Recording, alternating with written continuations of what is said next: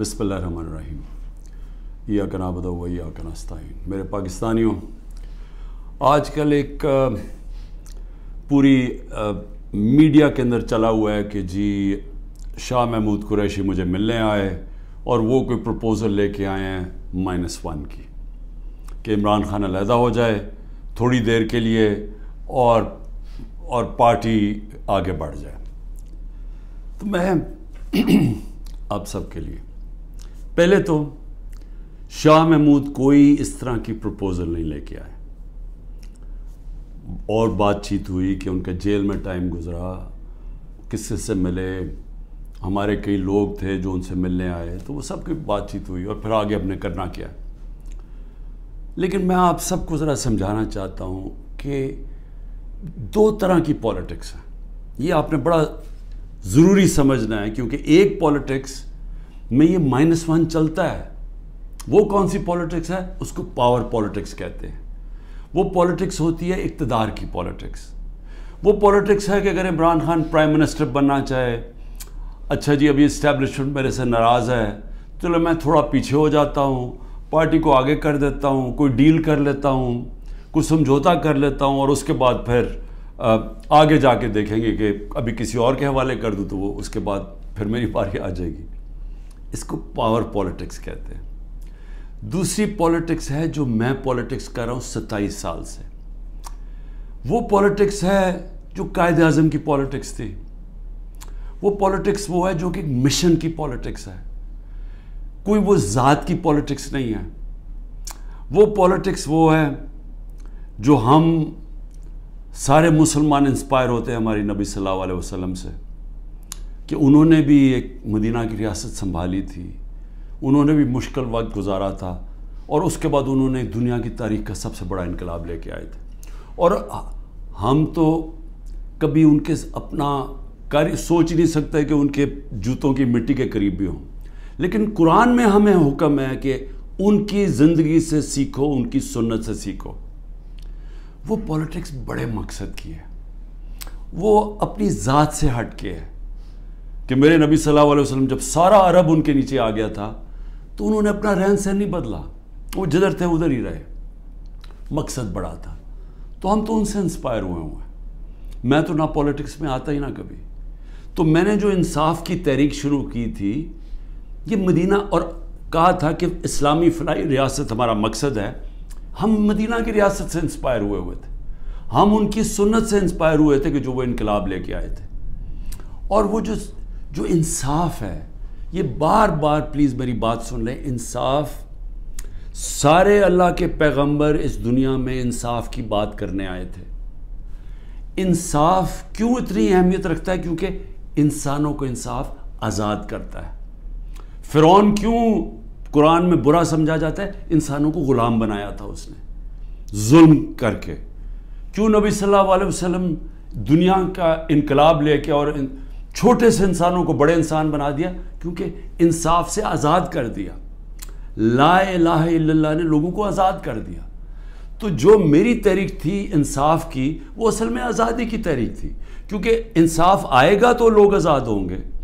और जो मेरा सारा तजर्बा था दुनिया का, जो मगरब को मैंने देखा, तो वहाँ क्यों लोग जाते हैं नौकरियों के लिए? क्यों वहाँ खुशहाली है? क्योंकि लोग आज़ाद हैं। लोग आज़ाद क्यों हैं? क्योंकि वहाँ इंसाफ है, रूल ऑफ लॉ है, हकूक़ की उनका इंसाफ का निज़ाम मेरे हकूक़ की हिफाजत करता है। वहाँ ये हरकतें नहीं हो सकती जो पाकिस्तान में होती रही हैं।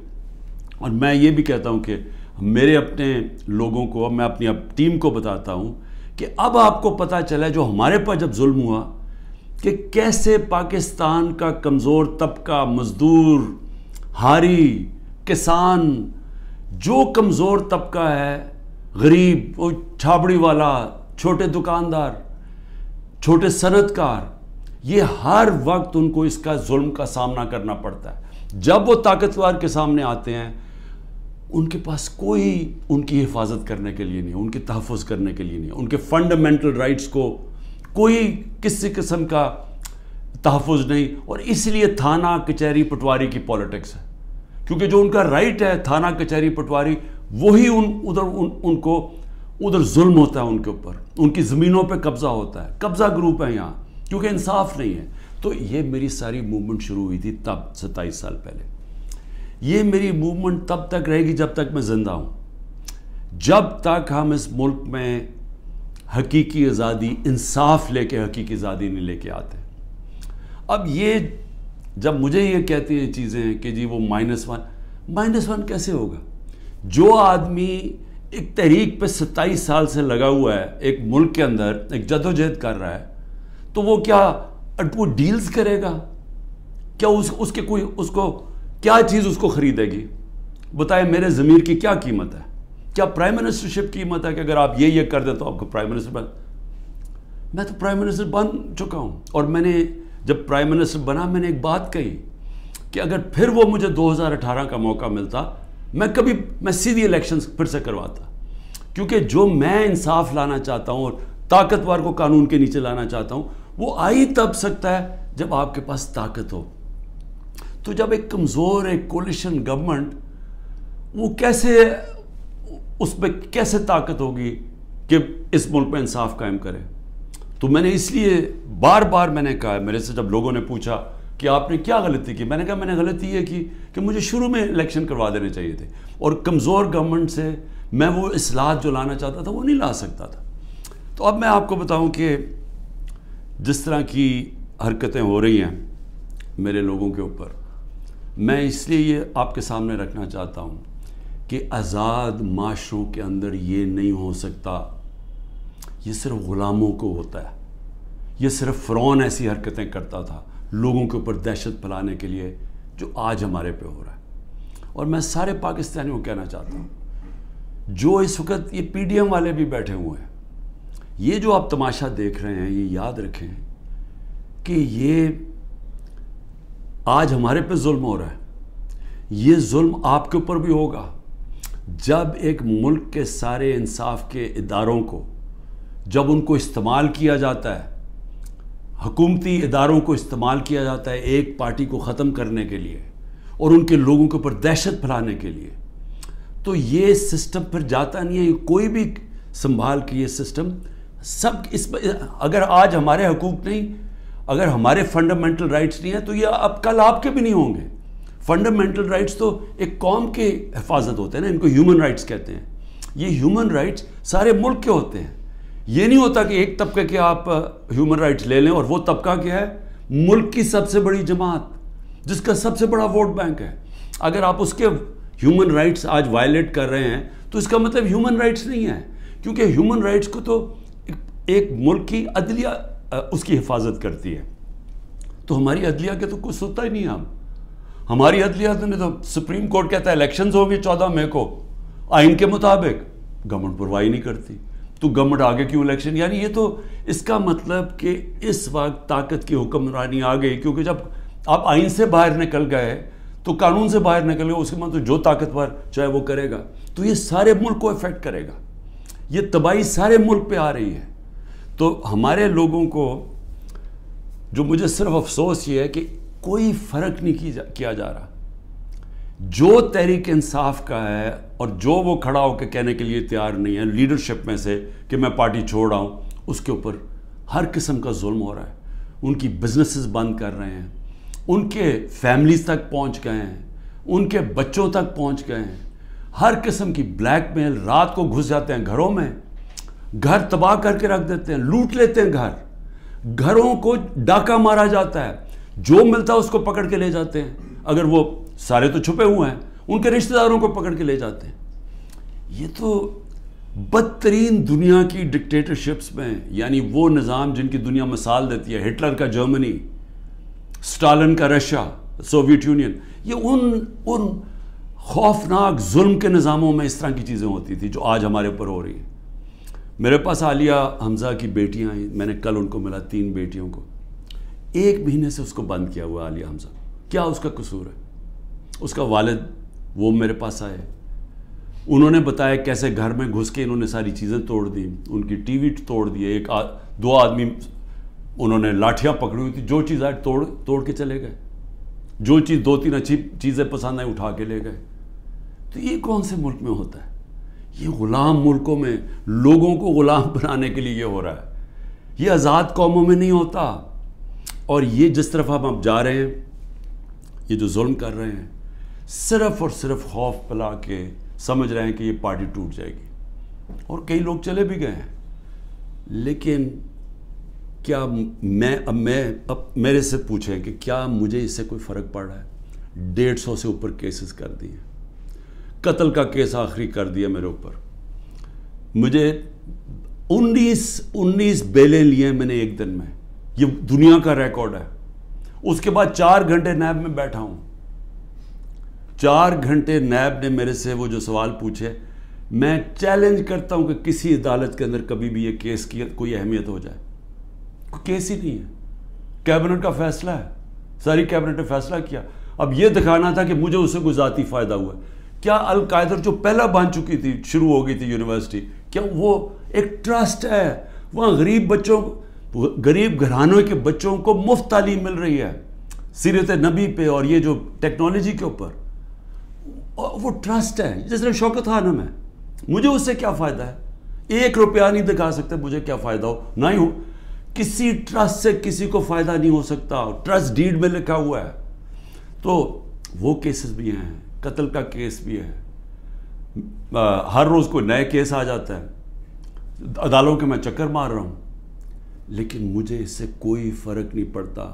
میں ہر عدالت میں جاتا ہوں، ہر کیس میں جاتا ہوں، یہ بتانے کے لیے کہ میں قانون سے اوپر نہیں ہوں، جبکہ میرے اوپر یہ جان کے کیا جا رہا ہے، یہ مجھے خوف دلانے کے لیے کیا جا رہا ہے۔ میں یہ آج کہنا چاہتا ہوں کہ یا اس سے یہ سارے کیسز کریں، اور اس کیسز میں کیونکہ کسی عدالت میں کوئی سزا نہیں ہو سکتی، ملٹری کورٹس سیٹ اپ کیے ہیں، اپروور ڈھونڈے جا رہے ہیں جو کہ جی عمران خان نے ہمیں کہا تھا کہ وہ کور کمانڈر کا گھر جلاؤ، یہ کہیں گے، ان میں سے کوئی اپروور آ جائیں گے، مجھے ملٹری کورٹ میں لے جائیں گے، سزا ہو جائے گی، مجھے کوئی فرق نہیں پڑے گا۔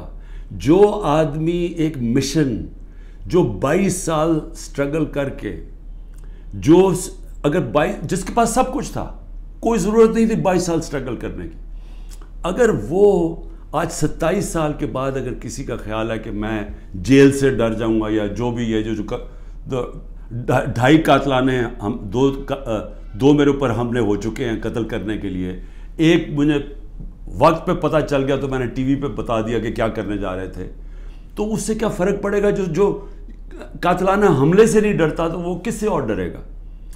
لیکن اس سے بھی زیادہ گھٹیا پان میری بہنوں تک پہنچ گئے ہیں، میری بیوی کے اوپر کیس، ٹرسٹی ہو کے اس کا وارنٹ کا، ایک ٹرسٹی کو 1 پیسہ نہیں مل سکتا، کیونکہ وہ سیرت نبی میں بہت ان کی سٹڈی ہے، وہ انٹرسٹڈ تھی القادر یونیورسٹی، وہ ٹرسٹی ہے، اس کے اوپر وارنٹ نکال دیا۔ میری بہنوں کے اوپر میں صرف یہ بتا رہا ہوں کہ کس لیول پہ پہنچ گئے ہیں۔ ایک بہن کا بیٹے کے اوپر وارنٹ نکالا ہے، اس کا خنسامہ اٹھا کے لے گئے، وہ بیٹا نہیں تھا، خنسامہ جب واپس آیا وہ آئی سی یو میں 2 ہفتے سے پڑا ہوا ہے، آئی سی یو کے اندر خنسامہ، اسے پتہ ہے کیا کیا وہاں جیل کے اندر۔ ایک بہن اس کی بہو کے پاس پہنچ گئے کہ جی آپ کوئی جیو فینسنگ میں آپ کہیں تھی، اس کے پاس پہنچ گئے۔ ایک بہن اس کی زمین اس کے اوپر اینٹی کرپشن پہنچ گئی ہے۔ میں نے اپنی بہنوں کو ویسے کہا، میں نے کہا دیکھو ملک سے باہر چلے جاؤ، وہ تینوں کھڑی ہیں، نہیں ہم فیس کریں گے، ہم نہیں جاتے۔ مجھے کئی دفعہ جی عمران خان آپ ملک سے باہر، میں کیوں ملک سے باہر جاؤں گا؟ یعنی میں نے اگر کوئی کرپشن کی ہوتی تو میں بھی شاید جس طرح یہ بھاگ جاتے ہیں، جب ان کے اوپر اقتدار سے نکلتے ہیں سب باہر بھاگ جاتے ہیں، کیونکہ ان کے کیسز ہوتے ہیں، باہر بھاگتے ہیں کیسز رک جاتے ہیں۔ میں سارے کیسز فیس کروں گا کیونکہ میں نے کوئی غلط کام نہیں کیا، مجھے پتہ ہے اللہ الحق ہے۔ یہ خود ہی جب یہ جو کوئٹہ کا مرڈر کیس کیا، یہ خود ہی ذلیل ہو رہے ہیں، اس میں سب کو پتہ ہے، کوئٹہ کے اندر سب کو پتہ ہے کہ ان کی دشمنی تھی۔ میں پھر آگے آپ کو کہوں، اب آگے کیا راستہ ہے؟ ملک کا راستہ آگے کیا ہے؟ میں جو یہ ان سے بات کرتا ہوں کہ میرے سے بات چیت کرو، کوئی بات چیت نہیں کرتا۔ میں اپنی اسٹیبلشمنٹ آرمی چیف سے اسے کہتا ہوں کہ بات چیت کرو، کوئی بات چیت کرنے کے لیے تیار نہیں ہے۔ میں اپنی ذات کے لیے آپ سے بات نہیں کرنا چاہتا، مجھے آپ کچھ نہیں دے سکتے، قوم میرے ساتھ کھڑی ہے، کیا کوئی دے سکتا ہے؟ میں کوئی چور دروازے تو آنا نہیں چاہتا. اگر قوم مجھے ووٹ دے گی میں تیار ہوں, لیکن اگر قوم ووٹ نہیں دے گی تو نہیں. اللہ نے تو سب کچھ, میں وہ اللہ نے کا شکر ادا کرتا ہوں ہر وقت کا جو اس نے مجھے دیا. لیکن میں بات کرنا چاہتا ہوں کہ ملک تباہی کی طرف جا رہا ہے. یہ جو بجٹ آیا ہے, اس بجٹ کے اندر ذرا آپ کو سمجھ آ جانا چاہیے کہ ہم اب کدھر ایک دلدل کے اندر دھستے جا رہے ہیں. آپ یہ سوچیں کہ فیڈرل گورنمنٹ جو سارا جب وہ پیسے دے دے گی صوبوں کو, جو 5,000 ارب روپیہ صوبوں کو جب جائے گا, تو فیڈرل گورنمنٹ کے پاس جو پیسہ بچے گا اس سے زیادہ جو ہمارا سود دینا ہے, ہم نے قرضوں کے اوپر سود دینا ہے, وہ سود اس سے زیادہ ہے. 7,300 ارب روپے کا سود دینا ہے. مشکل سے فیڈرل گورنمنٹ کے پاس بچ جائے گا 7,000 ارب سے بھی کم, تو سارا پھر ملک قرضوں پہ چلے گا. ہم نے 3.5 سال میں 18,000 ارب 18,400 ارب قرضہ لیا تھا. 18,400 ارب قرضہ 3.5 سالوں میں. انہوں نے تقریباً 15,000 ارب قرضہ ایک سال میں لے لیا. تو یہ قرضے چڑھائے جا رہے ہیں, انڈسٹری بند ہو رہی ہے. گروتھ ریٹ جو تھی جس سے دولت میں اضافہ ہوتا ہے وہ 6.1% سال پہلے تھی, آج وہ پہنچ گئی ہے 0.3 پہ. تو جو دولت ہے اس کے اندر تو کمی ہو رہی ہے, قرضے بڑھتے جا رہے ہیں. ڈالر کدھر سے آئیں گے؟ انہوں نے 25-30 ارب ڈالر ایک سال کے اندر دینے ہیں, وہ کدھر سے آئیں گے؟ تو میں آج اس لیے یہ سوال پوچھ رہا ہوں کہ کوئی تو روڈ میپ ہوگا نا. ابھی تو روڈ میپ یہ ہے کہ کسی نہ کسی طرح عمران خان کو ختم کرو, اور اگر P T I Imran Khan سے تو اس کو ختم کرو. تو ابھی تو یہ ون پوائنٹ ایجنڈا, ساری ایجنسیز, سب کچھ, سارے ملک کے ادارے وہ اسی پہ لگے ہوئے ہیں کام کر رہے ہیں. لیکن میں سوال کچھ اور پوچھ رہا ہوں. میں یہ نہیں کہہ رہا کہ کریں, ہم کھڑے ہیں. اس میں سے ایک آپ یہ کرم کر رہے ہیں کہ میرے جو نظریاتی لوگ ہیں وہ نظر آنے شروع ہو گئے ہیں کہ وہ نظریاتی لوگ کون ہیں, اور وہ نظر آنا شروع ہو گئے کہ جو ہمارے ساتھ اور مقصد کے لیے آئے تھے, ان نظریے کے لیے نہیں آئے تھے. تو ایک تو آپ فائدہ کر رہے ہیں کیونکہ صرف نظریاتی پارٹی اب پاکستان کو اس دلدل سے نکال سکتی ہے. لیکن نکالے گی کیسے؟ میری آخر میں بات سن لیں, ایک ہی طرح ہم نکلیں گے. ہمیں کوئی اب باہر سے پیسے دینے کے لیے تیار نہیں ہے. ہمارے جو دوست ملک ہیں وہ بھی پیسے دینے کے لیے نہیں تیار. میرے لیے جو سب سے زیادہ شرمندگی ہوتی تھی کہ جب میں اپنے دوست ملکوں سے پیسے مانگنے گیا ملک کے لیے, کیونکہ دیوالیہ نکلا ہوا تھا ہمارا, تو اس وقت ملک ہمارے پاس تو سب سے بڑا بیرونی خسارہ چھوڑ کے گئے تھے یہ نون لیگ والے, یہ اسحاق ڈار. تو ان سے پیسہ مانگنا سب سے شرمندگی تھی. اب کیسے نکلنا ہے میں آپ کو بتاتا ہوں کیسے نکلنا ہے. اس میں ایک سورس ہے اوورسیز پاکستانی, یہ یاد رکھ لیں. بیرون ملک پاکستانی آپ کو نکالیں گے ادھر سے, اور بیرون ملک پاکستانی کیسے نکالیں گے؟ میں نے پھر سے آپ کو کہتا ہوں کہ 16,000 پاکستانی امریکن ڈاکٹرز, ان کی نیٹ ورتھ 200 ارب ڈالر ہے. ہم آئی ایم ایف سے 6 ارب ڈالر کی پیچھے ان کے منتیں کر رہے ہیں کہ کسی طرح دے دیں ہمیں. 200 ارب ڈالر ان کی ہے, یہ صرف 16,000 ہے. 1 کروڑ باہر پاکستانی بیٹھا ہوا ہے. اگر ہم کسی طرح ان کی انویسٹمنٹ لیں, وہ یا سرمایہ کاری شروع کر دیں بجائے دبئی میں کرنے میں اور دنیا میں اور ملکوں میں کر رہے ہیں, اگر وہ سرمایہ کاری شروع کر دیں, آپ یقین کریں یہ ملک اتنی تیزی سے اٹھ سکتا ہے کیونکہ ڈالر اندر آنے شروع ہوں گے, نوکریاں مل, اور وہ آنا شروع ہو گیا تھا. ہمارے آخری دنوں میں پیسہ اوورسیز, روشن ڈیجیٹل اکاؤنٹ کیا تھا اوورسیز پاکستان, 1.5 سال کے اندر 5.5 ارب ڈالر پہنچ گیا تھا. اوورسیز پاکستانیوں نے انویسٹمنٹ پلانز بنا لیے تھے. ہماری یہ جو راوی پروجیکٹ اور یہ جو بنڈل آئلینڈ کا پروجیکٹ تھا, وہاں باہر کی کمپنیز, بڑی بڑی کمپنیز آ رہی تھی ڈالر انویسٹ کرنے کے لیے جب انہوں نے NOC واپس لے لیا سندھ گورنمنٹ میں. دیکھیں, بچانا اس ملک کو اوورسیز پاکستانی. جب چائنا نے اور ہندوستان نے اپنی اکانومی کھولی تو اوورسیز چائنیز اور اوورسیز ہندوستانیوں نے پہلے انویسٹ کیا تھا. ہمارا بھی وہ انویسٹ کریں گے, لیکن اس کے لیے جب تک انصاف کا نظام ہم ٹھیک نہیں کریں گے, قانون کی بالادستی, رول آف لا, جب تک ہم یہ نہیں قائم کریں گے ان کا پیسہ نہیں آنے لگا. تو چیلنج اب کیا ہے؟ رول آف لا ہم نے ختم کر کے رکھ دیا. پہلے 140 ملکوں میں سے پاکستان 129 تھا رول آف لا میں. اب جو یہ انہوں نے کریک ڈاؤن کیا اب تو یہ بالکل ہی نیچے گر گیا ہے, اب تو وہ بنانا ریپبلک بن گیا ہے. تو جب رول آف لا ہی نہیں ہے, انویسٹمنٹ کیسے آئے گی؟ انویسٹمنٹ نہیں آئے گی, دولت میں اضافہ کیسے ہوگا؟ یہاں تو اس وقت پاکستانی پیسہ باہر بھیج رہے ہیں, پاکستانی ڈالر لے کے بیٹھے ہوئے ہیں کیونکہ وہ کسی کو اعتماد ہی نہیں ہے. تو جب تک ہم اس ملک کا نظام ٹھیک نہیں کرتے, جو میں 27 سال پہلے انصاف کی تحریک لے کے نکلا تھا, رول آف لا کی تحریک, وہ جب تک اب ہم قائم نہیں کریں گے, پاکستان کے نظام کو ٹھیک نہیں کریں گے, گورننس سسٹم تب ٹھیک ہوگا, ادارے مضبوط ہوں گے.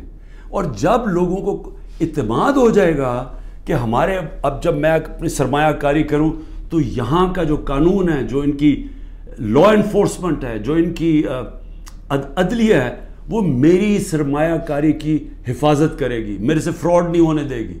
یہ جب تک اعتماد نہیں ہوتا پیسہ نہیں آنے لگا. اور اس کے لیے جب تک کہ حکومت نہیں آتی جو پبلک مینڈیٹ سے آئے, جس کو پبلک سپورٹ کرے, جس کو بڑا ووٹ ملے اور پبلک کی سپورٹ سے آئے, صرف وہی بڑے بڑے فیصلے کر سکتی ہے. نہیں تو ان کو تو آپ نے دیکھ ہی لیا ہے کیا کیا انہوں نے, سوائے مہنگائی کر کے, تاریخی مہنگائی 38% پہ, انہوں نے کیا کیا ہے؟ انڈسٹری بند ہو گئی ہے, بے روزگاری بڑھ گئی ہے, گروتھ ریٹ, انہوں نے اور کیا کرنا ہے؟ تو یہ جو ابھی تک تو گیم پلان میں یہی کھچڑی پکنے لگی ہے نا, آگے نئی آ گئی ہے, نئی جماعت ایک کریٹ کر دی ہے.